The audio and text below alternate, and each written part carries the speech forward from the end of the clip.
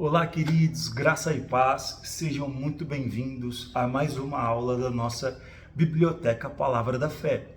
O objetivo do nosso estudo hoje é um livro do irmão Kenneth Hagin, Tenha Fé na Sua Fé.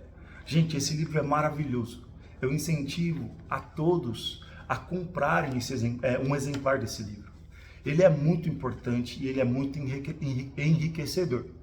Eu sei que o objetivo da nossa biblioteca, da nossa plataforma, é trazer para vocês o conteúdo dos livros de forma explicada, de forma didática, de forma prática, mas nós também incentivamos a leitura. E esse livro, especificamente falando, ele é carregado de confissões de fé que certamente edificarão a sua vida. Então, eu começo a nossa aula de hoje já te dando essa dica muito importante. Então, falando sobre o livro, eu gostaria de dividir aquilo que nós estudaremos em pequenos trechos ou em pequenas aulas. Esse livro aqui é dividido em 6 capítulos. Então, nós dividiremos a abordagem, o estudo desse livro em 3 aulas. Cada uma das aulas nós falaremos sobre 2 capítulos. Então, sem mais delongas, eu quero iniciar aqui com vocês o nosso estudo. O primeiro capítulo que o irmão Hagin nos traz aqui nesse livro é Tenha Fé em Sua Fé. E ele começa esse capítulo, ele começa o seu livro citando a carta aos Hebreus, no capítulo 11, versículo 3, e eu quero ler para vocês. Pela fé, entendemos que foi o universo formado pela palavra de Deus, de maneira que o visível veio a existir das coisas que não aparecem. E agora ele passa a comparar esse versículo de Hebreus capítulo 11, que diz que as coisas, o universo foi formado pela palavra de Deus, com Gênesis capítulo 1, versículo 1, que diz, no princípio criou Deus. Então, comparando esses 2 textos e também o decorrer do capítulo 1 de Gênesis, o irmão Hagin nos mostra e nós entendemos que Deus criou todas as coisas pela fé na sua palavra. Gênesis, no capítulo 1, nós vemos várias vezes Deus dizendo, e disse Deus, e disse Deus, e disse Deus, haja, haja, haja, haja. Então haja luz, haja separação, produza a terra. Então nós vemos Deus, pela sua palavra, formando todas as coisas que existem. Deste modo, nós conseguimos compreender que a fé de Deus, ou a convicção de Deus no seu poder e na sua palavra, criaram todas as coisas. E o irmão Hagin nos mostra, nesse primeiro capítulo, Jesus fazendo as mesmas coisas que o seu pai fez. Ou seja, falando e crendo naquilo que diz, e aquilo que ele diz, moldando o mundo ao seu redor. Ele cita para nós Marcos capítulo 11, entre os versículos 12 e 23.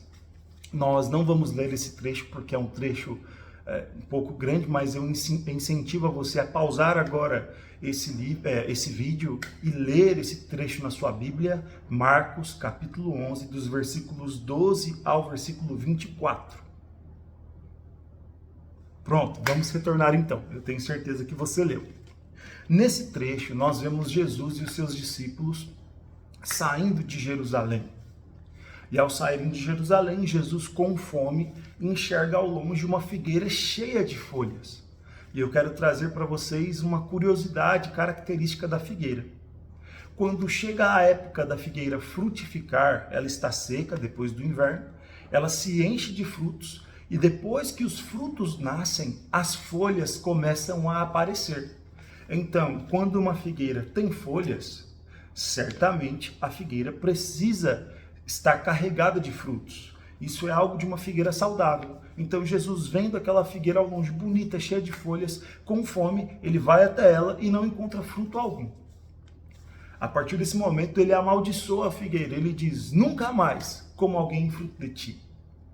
No outro dia, ele e os discípulos passam por aquela mesma localidade, e os discípulos ficam impressionados, porque aquilo que Jesus disse acerca da figueira no dia anterior aconteceu. A figueira secou desde a raiz.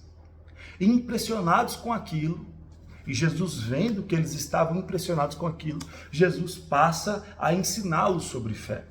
Ele diz no versículo 23 de Marcos 11, e isso eu quero ler para vocês.